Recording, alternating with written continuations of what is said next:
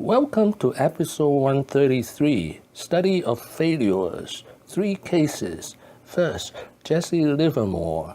Second, Elizabeth Holmes. Third, Eike Batista. With advice from Bill Gates.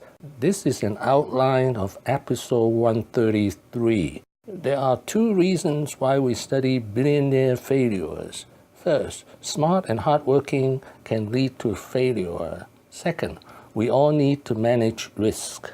Success is very difficult. Most people fail their way to success. Average millionaire failed 3.5 times before they became millionaires. 80% of millionaires are self-made. Billionaires failed a lot more often than that. 70% of billionaires are self-made. Case number 1, Jesse Livermore.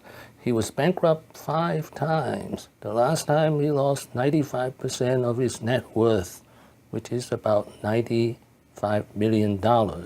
He's the only self-made billionaire in my database who committed suicide. He was the greatest trader in Wall Street from 1900 to 1930. Second, he was a runaway kid at the age of 14. Third, he is the only self-made billionaire who committed suicide. A very handsome and rich man, he would also be a famous womanizer. He would marry 3 times. In the next 10 years, he would lose more than 95% of his money. In 1940, at the age of 63, Jesse Livermore committed suicide by shooting himself.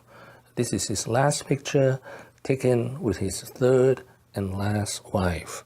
The suicide of Jesse Livermore remains a mystery. He still had $2 million at the time of his death. At age 63, Livermore could live comfortably his remaining years. Case number 2, Elizabeth Holmes. She dropped out of Stanford University at age 19. By age 30, she was hailed the next Steve Jobs, an inventor and a tech titan. By age 33, she is bankrupt and sued by investors. Startup dying or failing is also very common. Then what makes the Elizabeth Holmes story so interesting? She's a woman who runs a company, which is an anomaly among all the white men out there that are running these startups. She is actually working on a company that is perceived to be changing the world.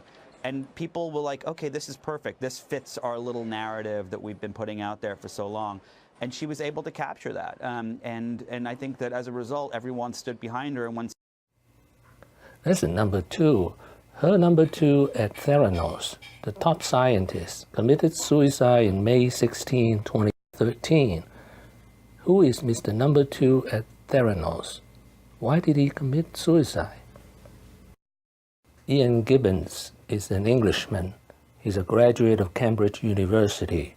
He was a veteran of 30 years in diagnostics when he was introduced to Elizabeth Holmes in 2005 by Holmes' advisor at Stanford, Professor Channing Robertson.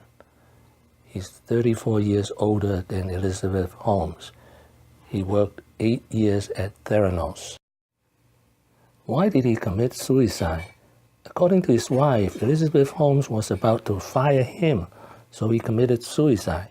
Question: why would a top scientist, 67-year-old and with cancer, commit suicide? He cannot be afraid of being fired. I cannot solve this. It is totally baffling. I believe it was late 2003 to found Theranos, and within about 18 months she hired Ian Gibbons, who was a British biochemist who had worked in Silicon Valley at various companies for a long time, very well respected scientist in his field. And he for sure was among the early employees, the early... founding team might be a better term. He was there 8 years. Gotcha. So he's a... My mind, and that's the reason we wrote about it, and we included it in that first front page story on October 15th. But what we did say in the papers that Rochelle Gibbons, Ian's widow, told me that that Ian had told her on numerous occasions before his death that things were not working. Nothing is working was her quote, right? Nothing. Case number 3, Eike Batista. He lost all of his $34 billion net worth. This is a world record. He bet everything that Brazil's offshore oil will pay for his super port. He was hit by a bad commodity bust. According to Forbes magazine, he's the 8th richest man in the world.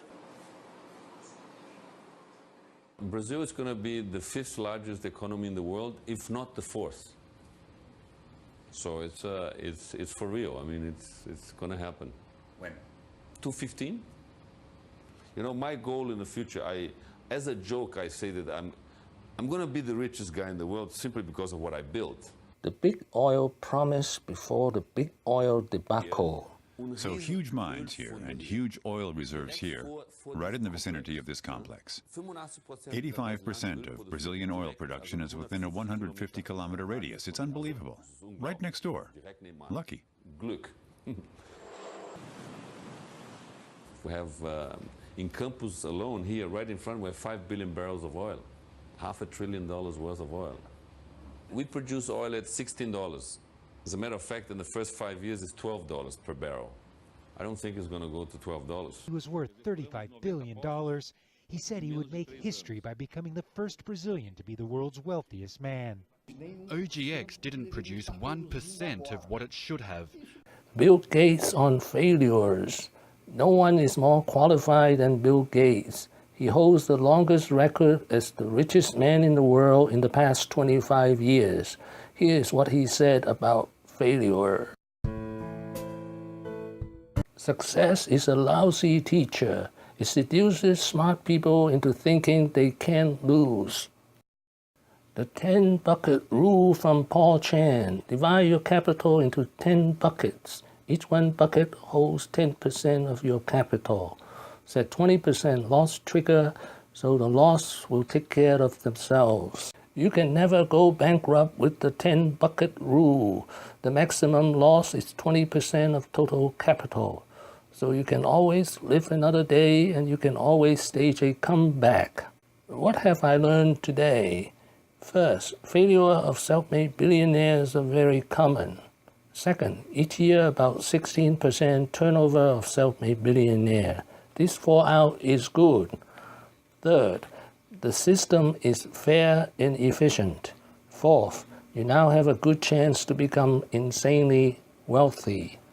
Thank you for watching. Please subscribe and leave your comments and questions below. Wishing everyone peace and prosperity.